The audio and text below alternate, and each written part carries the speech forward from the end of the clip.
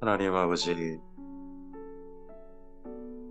주의 선하신 은혜 가운데 가을이 점점 진해지고 있습니다. 어, 주님께서 허락하신 이 땅에 준 질서가 자기 역할을 아직도 하고 있는 게 보입니다. 사람들이 많이 훼손했고, 사람들이 그걸 병들게 만들었지만, 그래도 자기 역할을 하는 것을 봅니다. 주님, 세상이 병들었다 할지라도 사람들과 사람들 사이도 잘못되고 점점 악해진다 할지라도 그렇게 하나님이 주신 질서가 이 땅에 아직도 여전히 존재하는 것처럼 우리 또한 주의 말씀을 따라 사는 삶으로 이 땅 가운데 여전히 존재해야 할 줄 믿습니다. 우리의 삶을 다시 한번 주의 말씀을 삼가 듣게 해주셔서 추스리게 하옵소서. 주께서 허락하신 선한 길을 정직하게 걸어가는 이 걸음이, 근신하며 걸어가는 이 걸음이 오늘도 한결같도록 주의 말씀 안에서 힘을 얻게 하옵소서. 주의 말씀을 통하여 주님의 선하신 뜻을 다시 한번 확인할 수 있도록 도우시옵소서. 우리가 걸어가야 할 길을 주의 내비게이션을 통하여 다시 한번 점검할 수 있도록 도와주시옵소서. 부탁드리오며 예수님 이름으로 기도합니다. 아멘.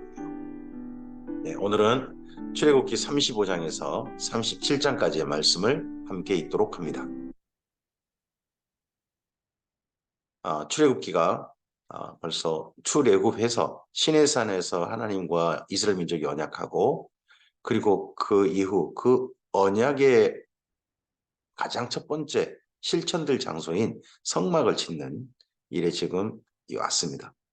하나님과 이스라엘 민족의 은밀한 만남, 다른 방해받지 않고 하나님과 이스라엘 민족만의 만남이 허용된 장소가 성막입니다. 성막에는 다른 민족 들어갈 수 없었습니다. 오직 이스라엘 민족과 하나님과의 만남입니다. 그러다 보니까 선지자들은 이 이후 하나님과 이스라엘 민족을 부부처럼 비유하고 생각을 했습니다. 그렇다면 성막은 하나님과 이스라엘 민족이 부부로 본다면, 하나님과 이스라엘 민족의 신혼방 같은, 부부의 방 같은 그런 곳이 바로 성막이 될 것입니다. 출애굽기 35장입니다. 모세가 이스라엘 자손의 온 회중을 모으고 그들에게 이르되 여호와께서 너희에게 명령하사 행하게 하신 말씀이 이러하니라. 자, 행하게 하신 말씀입니다. 행하게 하신 말씀. 엿새 동안은 일하고 일곱째 날은 너희를 위한 거룩한 날이니 여호와께 엄숙한 날이라. 안식일이라. 누구든지 이 날에 일하는 자는 죽일지니 안식일에는 너희의 모든 초에서 불도 피우지 말지니라. 출애굽기에서요, 안식일에 대한 언급이 총 4번이나 나와요. 여기까지 해서 20장에서 10계명에서 먼저 안식일 이야기하고 난 다음에 벌써 4번째 안식일 언급하고 있습니다. 계속 강조되고 있는 거죠. 여러 번 언급된다는 건 그만큼 분명한 정체성이 되는 겁니다. 오늘 우리들에게도 주의를 지키는 거 아무것도 아닐 수도 있습니다. 그런데 더더구나 요즘같이 사람들이 자유롭고 즐길 게 많고 하는 때에 주님 앞에 주의를 구별한다는 거, 이것 또한 정말 우리가 할 수 있는 우리의 정체성일 수 있다고 저는 생각합니다. 그리고 한 주간 모든 날들을 하나님의 거룩한 날로 삼고 그날을 하루하루를 오늘을 소중히 사는 것, 이것 또한 우리의 정체성이 되겠죠.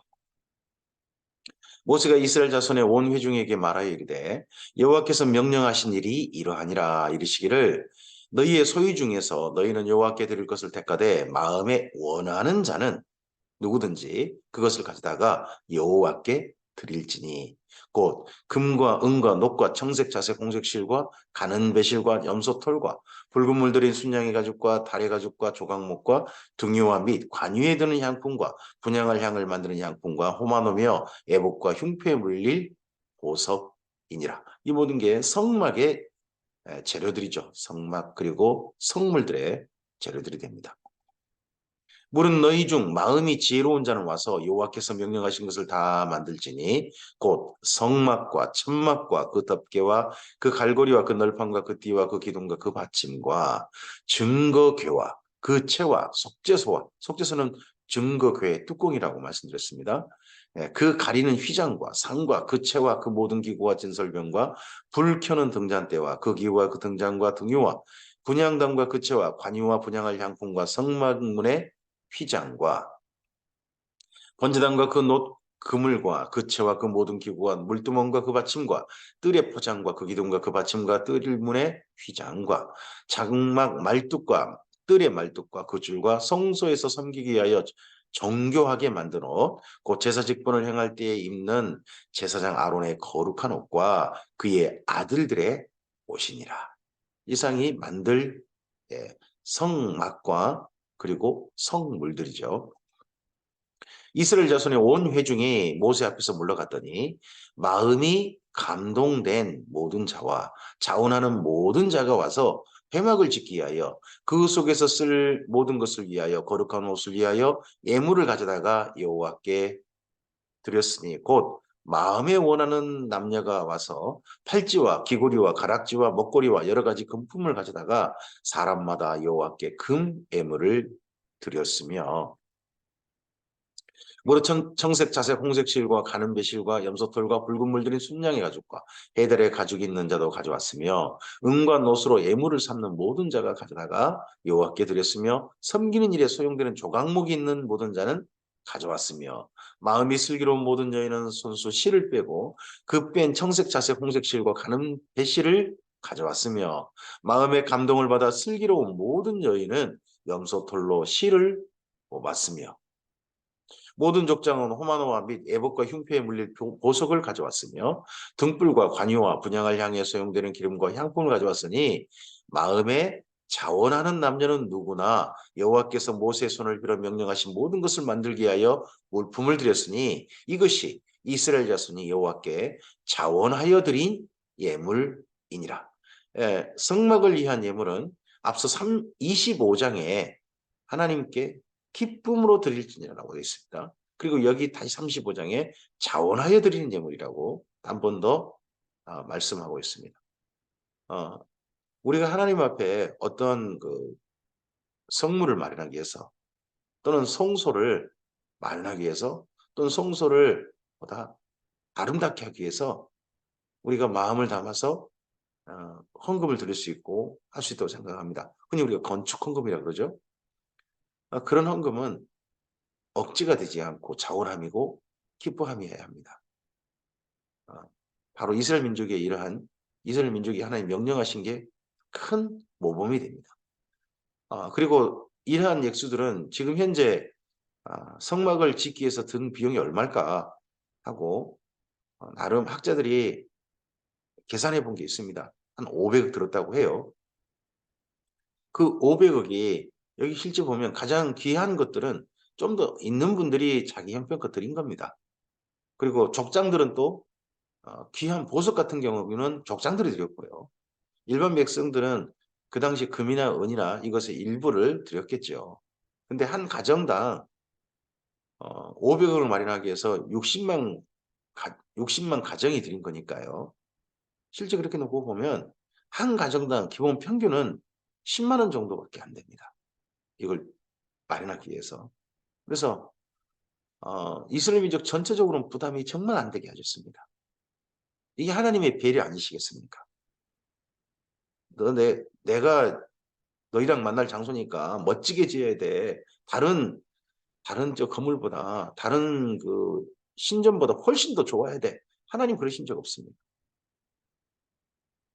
정말 마음을 담아서 이스라엘 민족이 부담이 안 되게 더더구나 천막을 지어서 하나님께서 이거면 돼 하시는 그런 종교 건물 상상이나 할 수 있습니까?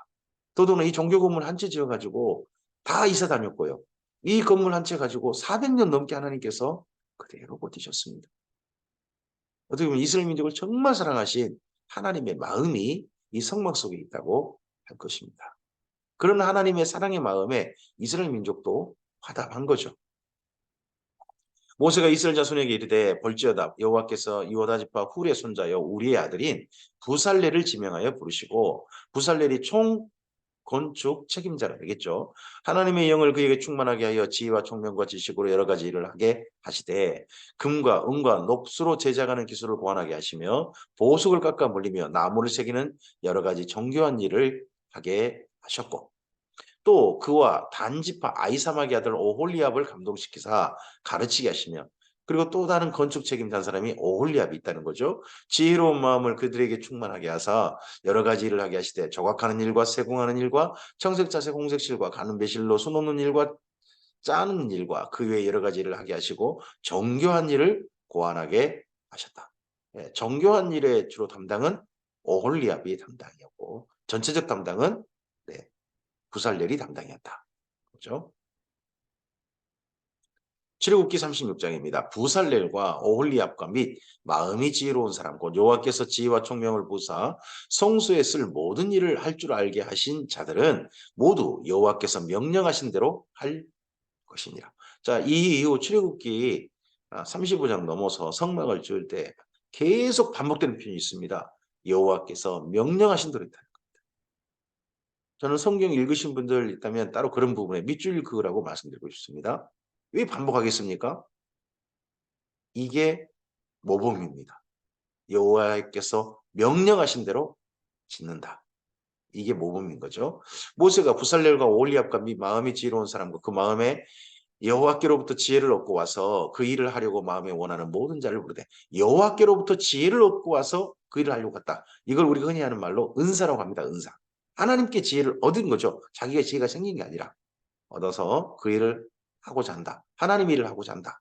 예, 이게 우리는 은사라고 부릅니다. 그들이 이스라엘 자손의 성소의 모든 것을 만들기 위하여 가져온 예물을 모세에게서 받으니라. 그러나 백성이 아침마다 자원하는 예물을 연하여 가져왔으므로 이스라엘 민족이 계속해서 가져오다 보니까 성소의 모든 일을 하는 지혜로운 자들이 각기 하는 일을 중지하고 와서 모세에게 말하여 이때 백성이 너무 많이 가져오므로 여호와께서 명령하신 일에 쓰기에 남음이 있나이다. 이스라엘 민족이 부담스러웠을 뿐만 아니라 성막을 짓는 재료에 충분히 재료가 이제 남았다는 거죠. 그러자 모세가 명령을 내리매 그들이 진중에 공포하여 이르되 남녀를 막론하고 성소에 들을 예물을 다시 만들지 말라 하며 백성이 가져오기를 그치니 있는 재료가 모든 일을 하기에 넉넉하여 남음이 있었더라. 교회에서 건축헌금 이제 중단합니다. 그러시는 교회가 있어야 한다고 저는 생각합니다. 이번 일을 하면 또 다른 일을 하고 또 다른 일을 하고 계속 건축할 일이 물론 생기긴 합니다만은 네. 중지하고 난 다음에 400년 동안 중지한 거 아닙니까? 하나님께서. 일하는 사람 중에 마음이 지혜로운 모든 사람이 열폭기장으로 성막을 지었으니 곧 가늘곤 배실과 청색 사색 홍색 실로 그룹들을 무늬 넣어 짜서 지은 것이라. 매 폭의 길이는 28규빗 너비는 4규빗으로 각 폭에 창단을 갖게 하여 그 5폭을 서로 연결하며 또 그 5폭을 서로 연결하고 연결할 끝폭가에 청색 고를 만들며 다른 연결할 끝폭가에도 고를 만들되 일부러 갈고리가 그렇게 해야 될까요? 그런 것들 맨 끝에 다 그걸 청색으로 일부러 또 이렇게 색깔도 만들고 하는 것도 보이죠. 그 연결할 한 폭에 고리 신기를 달고 다른 연결할 한 폭가에도 고리 신기를 달아 그 고들이 서로 대하게 하고 금고리 신기를 또 만들고 금색이니까 또 금색빛이 또 있겠죠. 그 갈고리로 두 휘장을 연결하며 한 막을 이루었더라. 그 성막을 덮는 막 곧 휘장을 염소 털로 만들되 11폭으로 만들었으니 각 폭의 길이는 30규빗 너비는 4규빗으로 11폭의 창단을 갖게 하여 그 휘장 5폭을 서로 연결하며 또 6폭을 서로 연결하고 휘장을 연결할 끝폭가에 고리 신계를 달며 다른 연결할 끝폭가에도 고리 신계를 달고 곧 놋 갈고리 신계를 만들어 그 휘장을 연결하여 한 막이 되게 하고 붉은 물들인 순양이 가죽으로 막의 덮개를 만들고 해달의 가죽으로 그 윗덮개를 만들었다. 그렇게 보면 성막은 그 막이 총 4겹인 거죠. 4겹으로 덮은 그런 성막인 게 보입니다. 그가 또 조각목으로 성막에 세울 널판들을 만들었으니 각 판의 길이는 10규빗, 너비는 한 규빗이 반이며 각 판에 두 촉이 있어 서로 연결하게 하였으니 성막의 모든 판이 그러했으며 성막 안에 그 기둥들 천막 같으면 천막의 뼈대라고 그럴 수 있겠죠. 뼈대를 조각목이라는 나무로 만들었는데 서로 못질을 하지 않죠. 서로 서로 저기 뭐죠? 여기는 뭐 촉이라고 그렇게 말을 해놨는데 나무와 나무가 서로 끼워져서 그 막이 서로 연결되도록 뼈대가 연결되도록 그렇게 한 거죠. 성막을 위하여 널판을 만들었을 때 나무로는 남쪽에 널판이 20개라. 그 20개 널판 밑에 은받침 40개를 만들었을 때 곧 이 널판 밑에도 두 받침이 두 촉을 받게 하였고 저 널판 밑에도 두 받침이 그 두 촉을 받게 하였으며 성막인데 바닥도 널판을 깔은 거죠.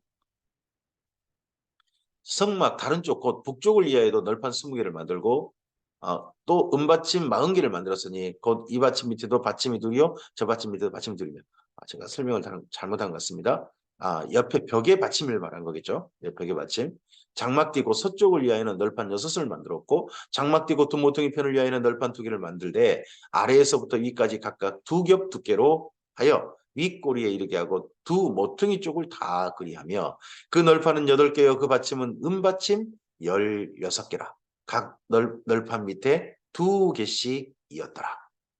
그가 또 조각목으로 띠를 만들었으니 곧 성막 이쪽 널판을 위하여 5개요 성막 저쪽 널판을 위하여 5개요 성막 띠고 서쪽 널판을 위하여 5개며 그 중간 띠를 만들되 널판 중간 이 끝에서 저 끝까지 미치게 하였으며 그 널판들을 금으로 싸고 그 널판에 띠를 꿰 금고리를 만들고 그 띠도 금으로 쌌더라. 그가 한데 여기 그거란 사람은 계속해서 앞서서 36장에 나오는 그는 부살렐로 보입니다. 그가 또 청색 자색 홍색실과 가느길 꼰 배실로 휘장을 짜고 그 위에 그룹들을 정교하게 수놓고 조각목으로 네 기둥을 만들어 금으로 쌌으며 그 갈고리는 금으로 기둥의 네 받침은 은으로 부어 만들었으며 청색 자색 홍색 실과 가느길 꼰 배실로 수놓아 장막문을 위하여 휘장을 만들고 휘장문에 5기둥 5과 그 갈고리를 만들고 기둥 머리와 그 가름대를 금으로 쌌으며 그 5 받침은 노시였더라. 출애굽기 37장입니다. 부살렐이 조각목으로 궤를 만들었으니 앞서서는 오홀리압인가요?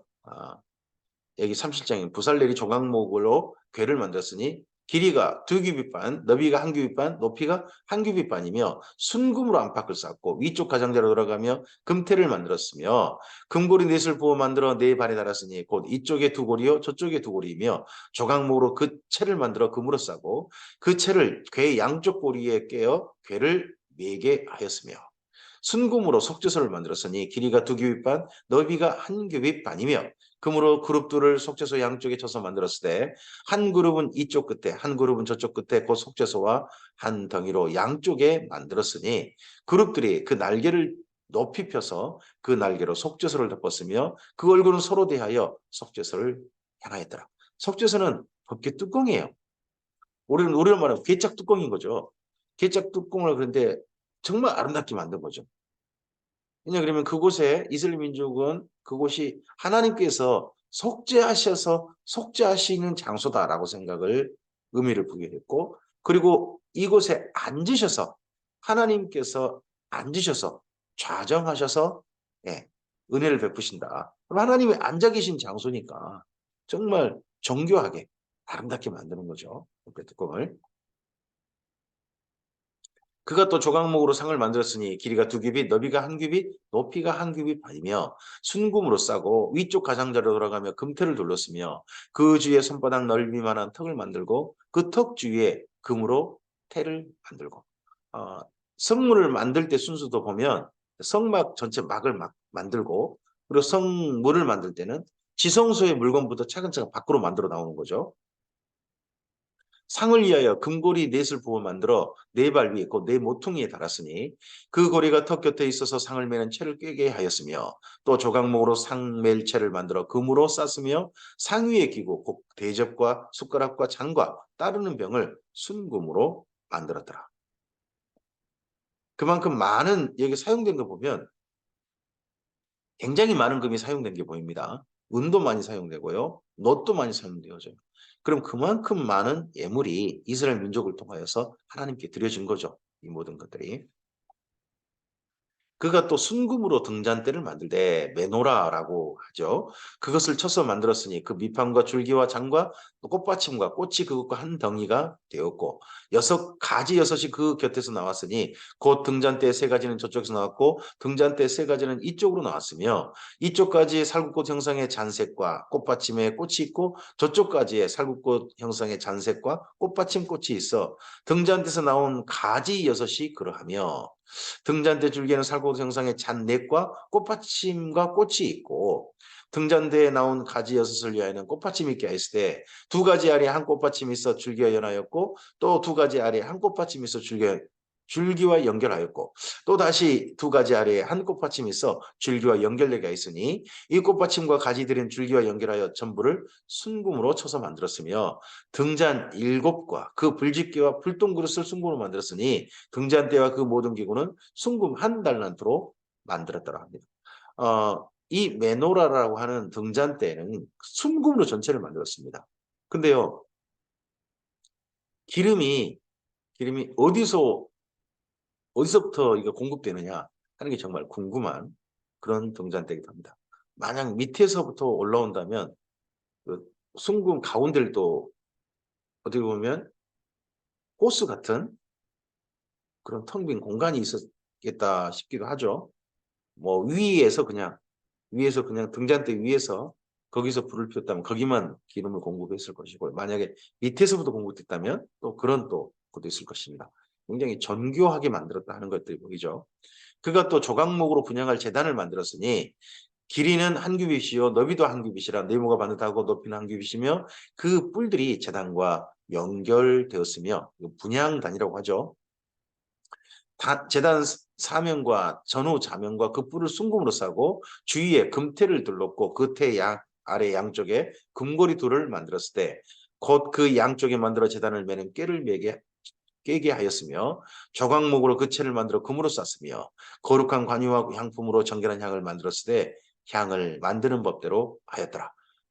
이 향단과 함께 향도 함께 향품을 만든 것도 함께 기록되고 있습니다.